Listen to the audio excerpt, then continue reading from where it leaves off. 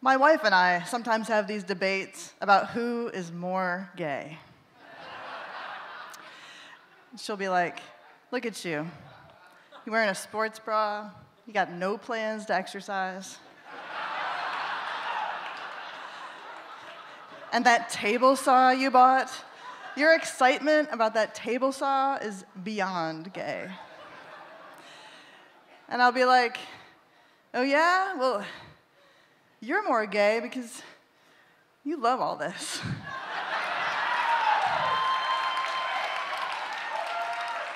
That's right. You love my tools.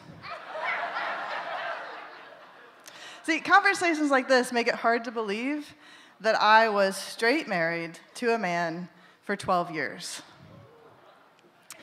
Yeah, see, sometimes it's not that you're afraid to come out, it's just that it takes you a very, very long time to realize things about yourself. See, I grew up in Indiana, and I didn't know a single other gay person, at least that I knew of. The only allusion to lesbians that I had heard of was in Prince's Purple Rain album.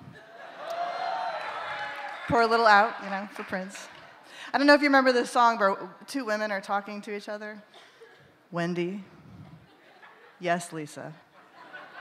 Is the water warm enough? Yes, Lisa. Shall we begin? Yes, Lisa. And I was like, ooh, that's interesting. But, you know, these are not real people, you know? These are like celebrity, like bath-taking lesbians. Like, these are not, you know, not in my world. And, but, you know, I didn't have a frame of reference growing up, but there were definitely signs, you know, like after the age of 4, I refused to wear a dress, and, you know, I wouldn't touch a doll with a 10-foot pole, you know. And I played a lot of softball. Any of you gay ladies out there play softball? Yeah, that's right. It's like a gateway sport. You know, I should have known.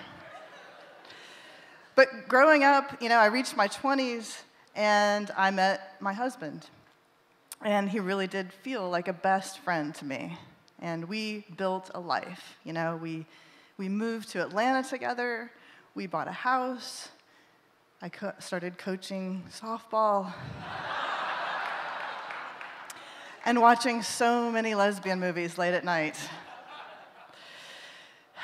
But, you know, we also had a lot of fun together. We had a good time. And we supported each other through all those times in your 20s and 30s when you're trying to figure out your life and your career. That's why it was really hard to leave him. But I finally did, and at the age of 36, I finally had enough self-awareness and courage to tell myself and him that I was gay. Yeah.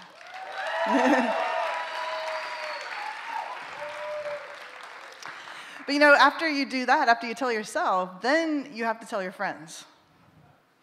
And that's really, really nerve-wracking.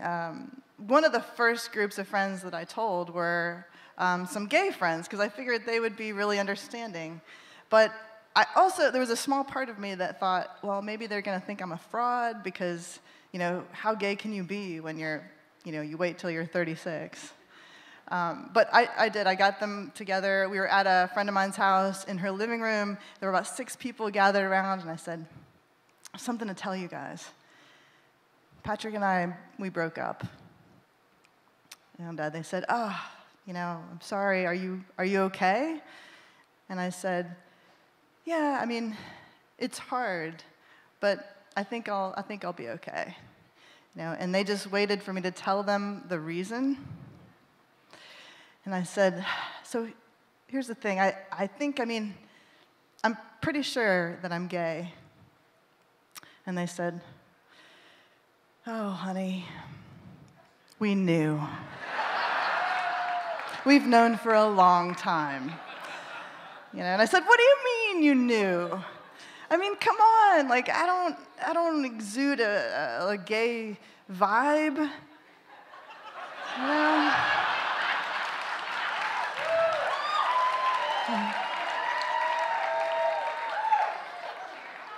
They said, all right, well, let's take a little inventory, right?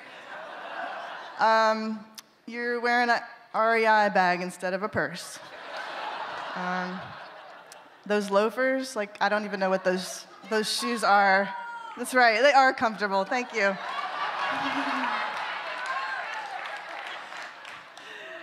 And she said, and what about that party you threw last year? I mean, that party was like a cry for help. And I was like, the party was a fun party, but that was not gay. That was not a gay party, So maybe you all can help me figure this out. So let me explain. The party, it happened at the end of the summer. It was August. It wasn't anybody's birthday. I really wanted to have a theme party. So I searched the internet for things that you could celebrate in August. And after a couple of hours, I saw that the first week in August is actually, you may not know this, International Breastfeeding Awareness Week.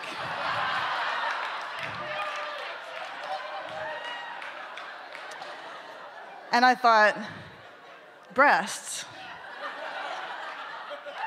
awareness. All right, so this is it. I'm going to have a breastfeeding awareness party.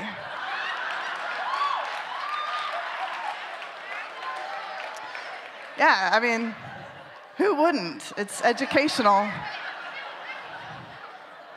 So I just started right to work. I was like, I gotta get party favors. I gotta get decorations. And you might think, oh, did you go to Babies R Us? No, I went to 3 different porn stores.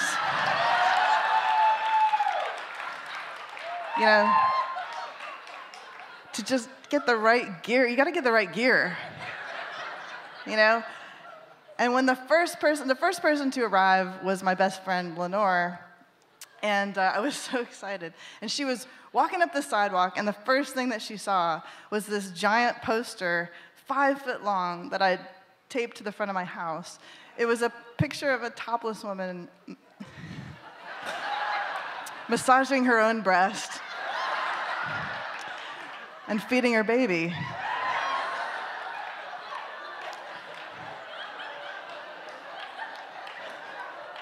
She said, wow,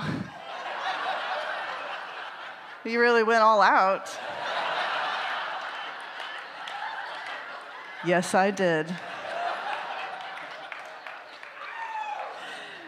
The other guests started to arrive, and all my hard work was starting to pay off. I had everything laid out.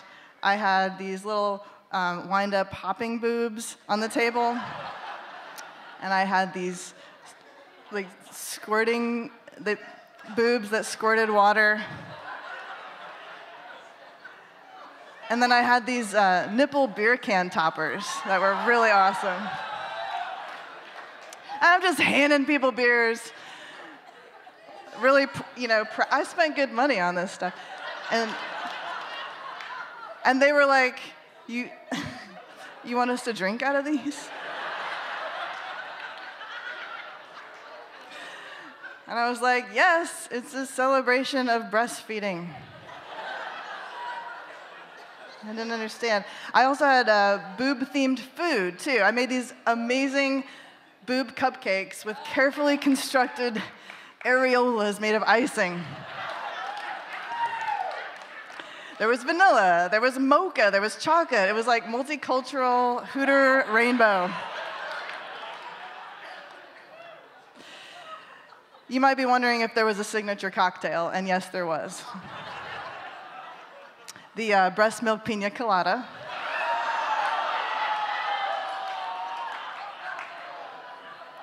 That you could sort of gently massage out of the dispenser.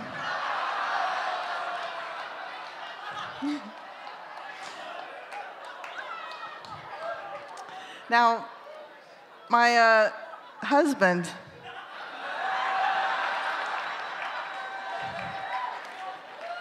you remember him. Yeah. He thought that the whole, he's American straight man. He thought the whole boob theme was actually kind of awesome.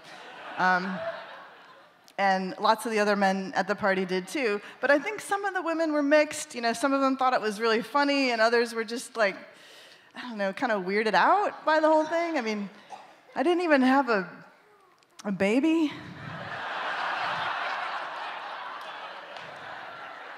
You know, missing element. I remember making awkward small talk with this coworker that I had. She was asking me for baking tips.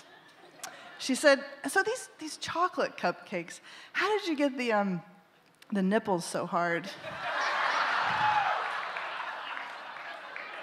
I said, "I'm so glad you asked, because it was not easy."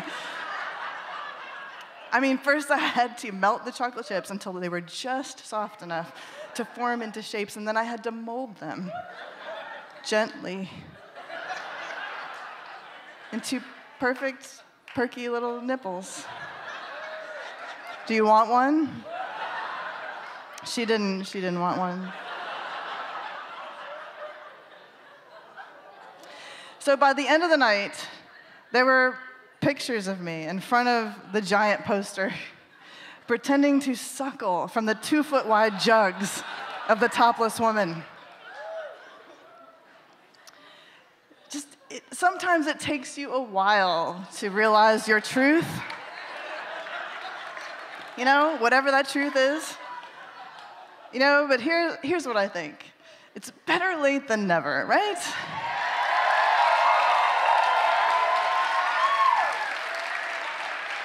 Yeah. And today, I am married to the most amazing, intelligent woman with boobs.